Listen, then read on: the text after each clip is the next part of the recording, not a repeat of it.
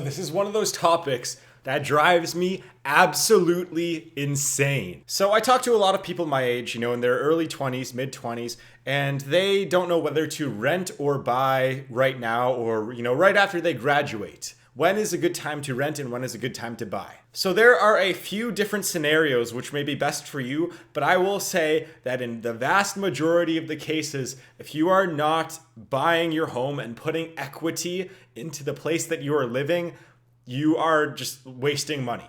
You're wasting money. So let's just say you're an average person and the rent that you are going to pay at a place is like $1,000. Let's just call it even. I know in some places it's going to be a lot more, some places it's going to be a lot less. And when people think of buying that same place, they're like, oh my God, that place is like $200 something thousand. I'm never going to be able to afford that on my 40 grand income a year, 30 grand income a year. But when you break down the math on the mortgage, you're probably going to save money per month. So right now, mortgages are like dirt cheap. If you ever want to buy a house and borrow money for a big mansion somewhere, today is the perfect time to get that kind of mortgage. In Canada, there are some rates, they're usually between like 1 and 4%.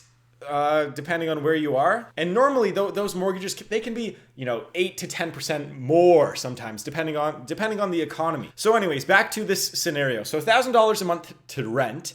And usually if you were to get a mortgage right now that is super cheap, per month, those mortgage payments, they'll work out to like anywhere from $600 to $900 a month, depending on your mortgage. You're probably going to be saving money per month. But here's the big thing that people don't think about.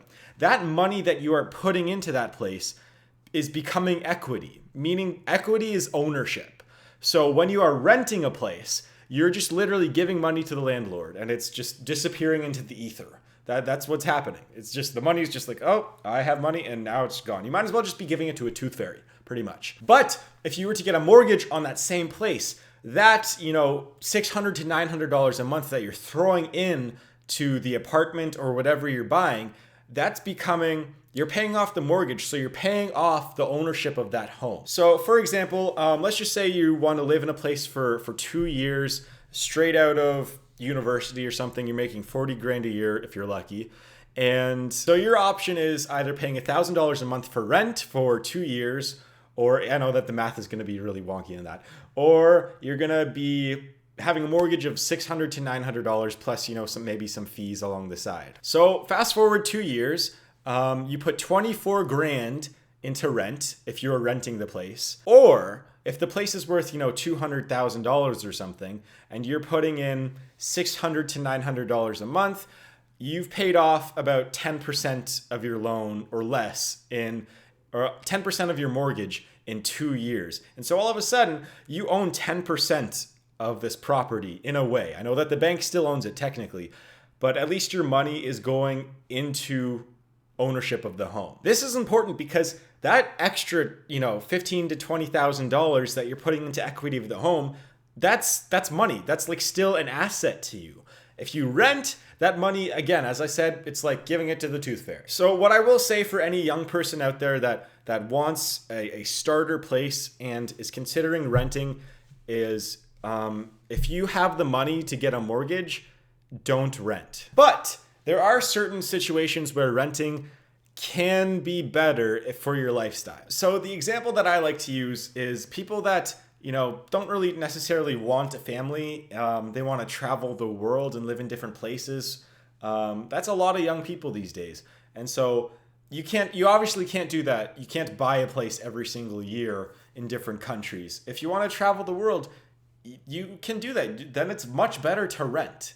So I know that a lot of young people want to do that. They want to rent places around the world, find jobs in different countries for a year, 2, 3 years on end, and they'll be happy. But by the time they're 70 and can't work anymore, they don't have anything to fall back on.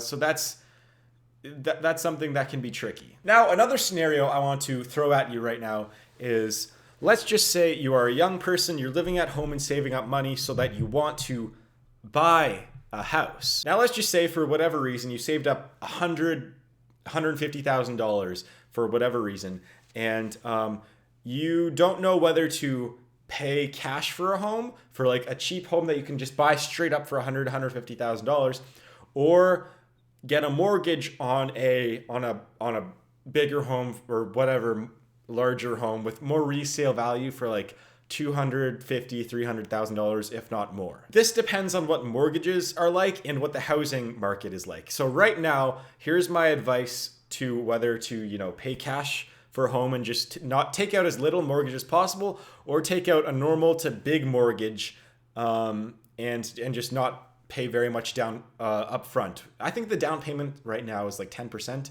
That's the rules right now in Ontario. So right now the housing market in Canada is very, very hot, except for in Alberta. So my recommendation right now for any young people listening is, if you have for whatever reason saved up $100,000, buy a bigger home with more resale value. It's a good time to get a mortgage right now. We're kind of living in this little bit of a not a bubble right now, but like the housing market's just on fire in Toronto specifically, and Vancouver.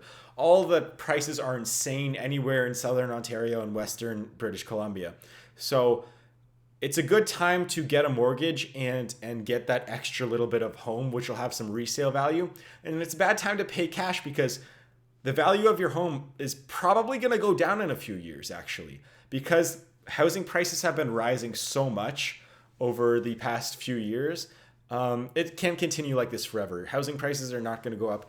And so, for example, let's just say you paid that $100,000 for your starter home in cash, and it might keep going up for another year or two, the housing market. So it might increase to $108,000 if you're lucky for your home. But in a few years, it's not going to keep up like this forever. So it's probably going to go back down to $100,000, if not less. And if you include inflation, you might be losing money right now. Pretty much what I'm saying, if you pay cash for a home right now, you might be losing money in the future. But it's a very good time to get a mortgage for a nicer home with some resale value. And sorry, one last thing I want to say is that if we are in an opposite market right now, so if mortgage rates are high and the housing market sucks, that is a good time to pay cash for a place, because the value of the home it has to go up if you're in a poor housing market. So it's all cyclical. Trust me on this one, it's all cyclical. So if you're in the opposite market like we are right now, so in like 10 years down the road, it's probably going to be the opposite as it is now. You're just going to want to pay cash for a home, and mortgage, you don't want a mortgage. But for right now, it's a good time to get a mortgage.